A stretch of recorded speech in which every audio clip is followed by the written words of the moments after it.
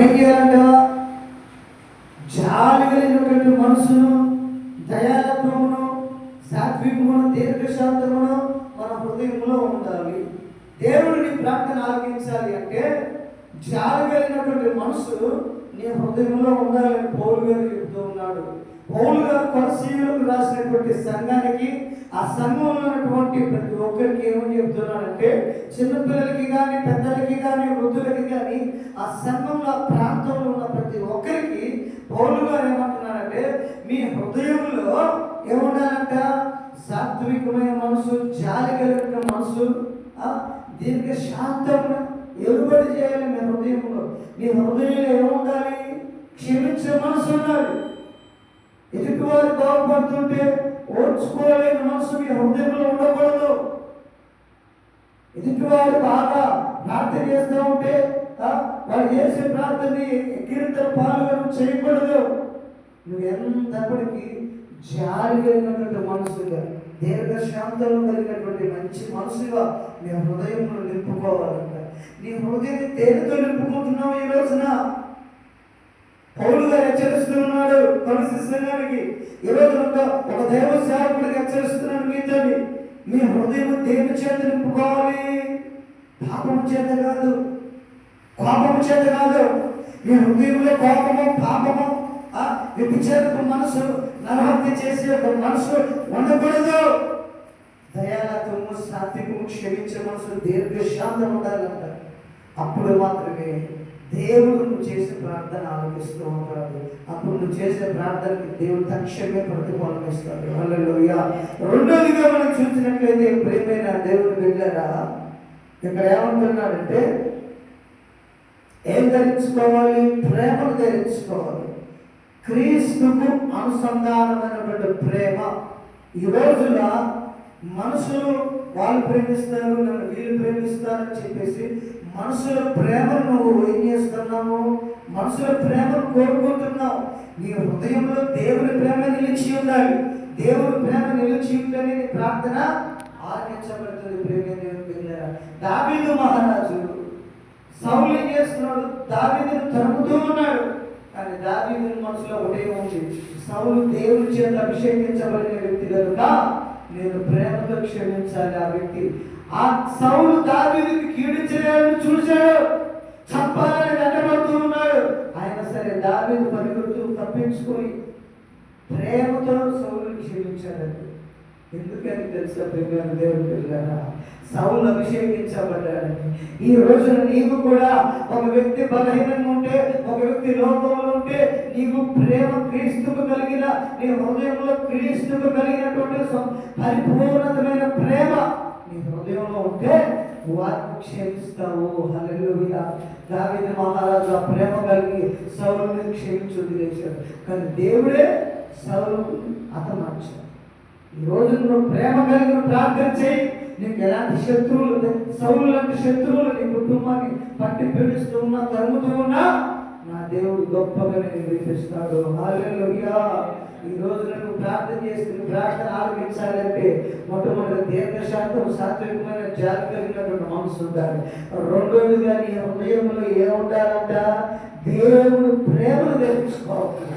దేవుడు ప్రేమను ధరించుకోవాలి. దేవుని ప్రేమ లేనివాడు, ఆ ప్రేమ లేనివాడు ఎంత ప్రార్థన చేసినా ప్రేమ లేనివాడు వ్యక్తులే. దేవుడి వాక్యం చెప్తున్నాడు వాక్యంలో, నువ్వు ఎంత ప్రార్థన చేసినా, ఎంత ప్రతిఫలంగా నువ్వు ఎంత గొప్ప కార్యాలు చేసినా, ధర్మ కార్యాలు చేసినా, పుణ్య కార్యాలు చేసినా, నీ హృదయంలో దేవుని ప్రేమ ఉండాలి. దేవుని ప్రేమ లేకపోతే నువ్వు చేసే ప్రార్థన ఈ రేపులు కానీ బయటకు పోయలేదు. హల్లెలూయా. నువ్వు దేవుని మనసు, దేవుని ప్రేమ నీ హృదయంలో ఉండి నువ్వు ప్రార్థన చేస్తే అప్పుడు ఏం చేస్తుంది? నీ ప్రార్థన ఆలకిస్తూ ఉంటాడు. ఒక తల్లి ఫోన్ చేసింది నాకు, ఫోన్ చేసే ఇంకా సమస్యలు ఉన్నాయి, బాధలు ఉన్నాయని చెప్పేసి అంటే, అమ్మా నీ హృదయం నువ్వు చేసే ప్రార్థన ఆలకించట్లేదంటే నువ్వు ఎదుటి వారిని క్షమించే మనసు నీకు ఉండాలి, జాలి కలిగిన హృదయం నీకు ఉండాలి. రెండవదిగా క్రీస్తు సంబంధమైన ప్రేమ, యేసు క్రీస్తు ప్రేమ నీ హృదయంలో ఉండి నువ్వు ప్రార్థన చేయాలమ్మా. ఈ రెండు అనుభవాలు నువ్వు ప్రార్థన చేస్తే ఎందుకు నీ కుటుంబంలో పరిస్థితులు మారవు అని చెప్పేసి ప్రార్థన చేశారండి.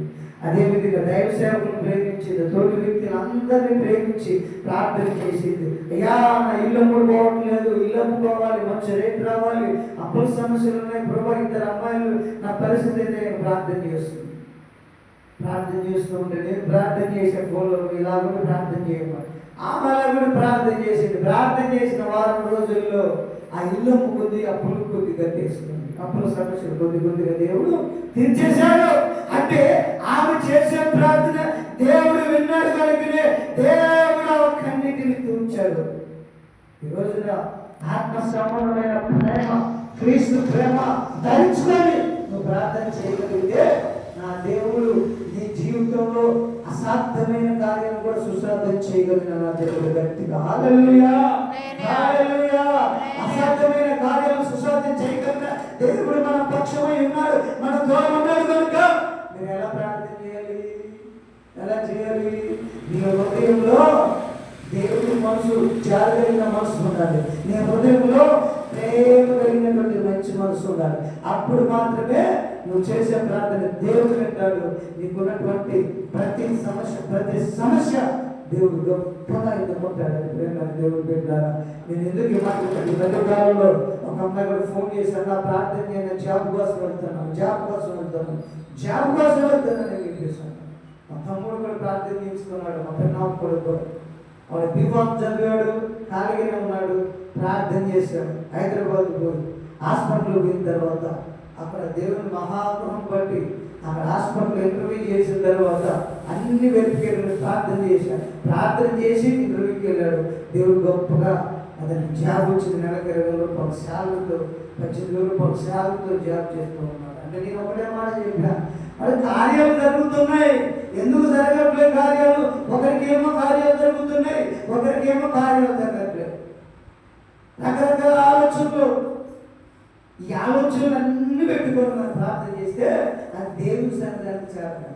నీ హృదయంలో దేవుని మనసు, దేవుని జాలి, దేవుని యొక్క దీర్ఘశాంతం కలిగి ప్రార్థన చేయాలి. నీ హృదయంలో దేవుడు ప్రేమ కలిగి ప్రార్థన చేయాలి. ఈ రోజున దేవుని పిల్లల ఎందుకు నా పంట వ్యవసాయం చేస్తున్నాం, వ్యవసాయంలో నష్టం కలుగుతుంది, వ్యవసాయంలో ఏం జరుగుతుందంట, వ్యవసాయంలో నాకు భయంకరమైన నష్టం కలుగుతుంది.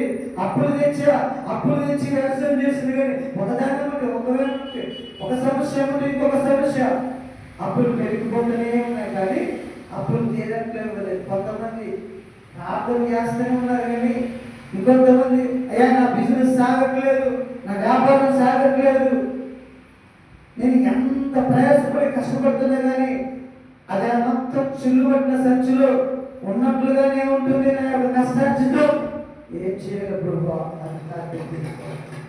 అలాంటి సమయంలో ప్రేమైన దేవుని బిడ్డలారా, నేను ఒకటి ధైర్యంగా చెప్పగలను, ఒక సేవకుడు హెచ్చరిస్తున్నాను, నీ హృదయంలో ఏముండాలంట? దేవుడి మనసు ఉండాలి, రెండోదిగా దేవుడి ప్రేమ ఉండాలి. ఈ రెండు తర్వాత మూడోదిగా మనం చూసినట్లయితే ప్రేమైన దేవుని బిడ్డలారా, దేవుని యొక్క వాక్యం ఉండాలంట. దేవుని వాక్యం ఉండాలి. మూడోదిగా దేవుని వాక్యం మీ హృదయంలో ఏదో చేయాలి. దేవుని వాక్యం మీ హృదయంలో ఉంటే లోకంలో ఉన్నవాడు, మనలో ఉన్నవాడు లోకంలో ఉన్నవాడు కంటే గొప్పవాడు. హల్లెలూయా. ఈ లోకంలో సాధారణంగా ఉంటాడు, రాజులు, అధికారులు, మంత్రులు, రాజకీయ నాయకులు ఉంటారు, కానీ వీళ్ళందరికంటే మన హృదయంలో ఉన్నవాడు గొప్పవాడు. ఈ గొప్పవాడు అయితే ఎప్పుడు మన హృదయంలో ఉంటాడైనా దేవుని వాక్యం మన హృదయంలో దేవుని వాక్యం ఉంటుందో, దేవుని వాక్యం ఉన్నప్పుడు మాత్రమే నువ్వు చేసే ప్రార్థన దేవుడు అంగీకరిస్తాడు. హల్లెలూయా. 3 మాటలు చెప్పారు. 4వదిగా ఆరాధన. ఏమన్నట్టు ప్రేమైన దేవుని బిడ్డ సంగీతముతోను, కీర్తనలతోను, ఆత్మ సంబంధమైన పరిచయములతోను మీరు పాడి స్తుతించాలి. దేవుని మందిరానికి వచ్చిన నీవు దేవుని మనసు కలిగి ఉండాలి. రెండవదిగా క్రీస్తు ప్రేమను కలిగి ఉండాలి. మూడవదిగా దేవుని వాక్యం నీ హృదయంలో ఉండాలి. ఈ వాక్యం అయితే ఎవరి హృదయంలో అయితే దేవుని వాక్యం ఉంటుందో, ఎవరి హృదయంలో అయితే దేవుని వాక్యం ఉంటుందో అక్కడ దేవుని యొక్క అభిషేకం ఉంటుంది. ఉన్నటువంటి ఆ దేవుడు లోకంలో ఉన్న వానికంటే గొప్పవాడు కనుక నీకున్న పరిస్థితులన్నింటి నుంచి జయించగలగడానికి నీ హృదయంలో వాక్యం ద్వారా నీకున్న సమస్యలన్నీ తొలగించబడతాయి. నువ్వు చేసే ప్రార్థన ఆలకించబడుతుంది. నాలుగోదిగా చూసినట్లయితే ఆరాధన చేయాలంట. కొంతమంది చేస్తూ ఉంటారు ఆరాధన, నామకాలకు ఆరాధన, చప్పట్లు కూడా సరిగ్గా కుర్చీలు కూర్చొని డాక్టర్లు చేస్తూ ఉంటారు. ప్రేమ పిల్లగా ఇది కాదు ఆరాధన. ఏది ఆత్మ సంబంధమైన ఆరాధన? దేవుని స్తుతిస్తూ పాటలు పాడుతూ ఆత్మ సత్యముతో ప్రభువాన్ని ప్రార్థన చేస్తుంటే పరిశుద్ధాత్మ శక్తి నీకు వస్తుంది. ఆ శక్తి నీకు వచ్చినప్పుడు మాత్రమే నువ్వు ఇంకా ఆరాధనలో లేకపోతావు. దేవుని సంతోషిస్తూ ఉంటావు, సంతోషిస్తూ ఉంటావు. దేవుళ్ళు ఆనందిస్తూ ఉంటావు. నువ్వు ఎప్పుడైతే హృదయపూర్వకంగా దేవుని సన్నిధానికి వచ్చి దేవానికి నా హృదయాన్ని సమర్పిస్తున్నానయ్యా అని దేవుడికి హృదయాన్ని సమర్పించుకుంటూ ఉంటావో అప్పుడు నీ ప్రార్థన ఆలకించబడుతుంది. దేవుడు తక్షణమే ఏం చేస్తాడంట? నీ ప్రార్థన విని నీ జీవితంలో ఎలాంటి కార్యాలు, ఏ సమస్యల కోసం ప్రార్థన చేస్తున్నావు, ఏ ఉద్యోగాల కోసం ప్రార్థన చేస్తున్నావు, ఏ రోగాల కోసం ప్రార్థన చేస్తున్నావు, ఏ అప్పుల సమస్యల కోసం ప్రార్థన చేస్తున్నావు, ఏ సమస్యల చేత ప్రార్థన చేస్తున్నావు, కోర్టు సమస్యల నిమిత్తమై ప్రార్థన చేస్తున్నావు, అలాంటి సమస్యలను నా దేవుడు నువ్వు చేసే ప్రార్థన ఆలకించి నీతి కలిగిన న్యాయం కలిగిన పక్షమై తోడై ఉంటుండగాక. తోడై ఉంటాడు. ఇప్పుడు దేవుడు మనసు కలిగి ఉండాలి, దీర్ఘశాంతం సాత్వికం కలిగి ఉండాలి. రెండోది నీ హృదయంలో దేవుని ప్రేమ ఉండాలి. మూడోది నీ హృదయంలో దేవుని వాక్యం ఉండాలి. నాలుగోది దేవుని మందిరానికి వచ్చి ఆత్మ సంబంధంగా ఆరాధన చేయాలి. అప్పుడు మాత్రమే దేవుడు ఏం చేస్తాడు? అప్పుడు మాత్రమే నీ హృదయంలో గొప్ప సమాధానం, సంతోషం, నెమ్మదిని కలుగ చేస్తూ ఉంటాడు. హల్లెలూయా. ఏదైనా దేవుడు బిడ్డరా మన ప్రార్థనలు మనకున్న సమస్యలను తొలగించబడాలి. మొట్టమొదటి మనం ఏం చేయాలంట? దేవునికి కలిగిన ఈ మనసు, దేవుని మనసు మనం ధరించుకోవాలి. దీర్ఘశాంతం ధరించుకోవాలి మన హృదయంలో. రెండోది మన హృదయం ఏముండాలంట? క్రీస్తు ప్రేమ ఉండాలంట. మూడోది మన హృదయంలో ఏముండాలి? దేవుని వాక్యం ఉండాలి. నాలుగోది మన హృదయంలో ఏముండాలి? మన హృదయంలో ఏముండాలంటే దేవునికి ఆత్మ సంబంధమైన యథార్థమైన ఆరాధన ఉండాలి. హల్లెలూయా. ఈ యథార్థమైన ఆరాధన కలిగి ఈ నాలుగు అనుభవాలు కలిగి మనం ప్రార్థన చేస్తే మన హృదయంలో దీర్ఘశాంతం, దేవుడి ప్రేమ, వాక్యము, ఆరాధన ఈ నాలుగు మనం కలిగి మనం జీవించగలిగితే అప్పుడు మనం ఏ ప్రార్థన చేసినా, ఏ సమస్య కోసం ప్రార్థన చేసినా ఆ సమస్య తక్షణమే దేవుడు ఈ ప్రార్థన ఆలకించి ఆ సమస్య నుంచి వినిపిస్తూ ఉంటాడు. దేవుడి చిన్న వాక్యాన్ని హృదయంలో నీరు కట్టి ఫలభరితంగా మార్చును గాక.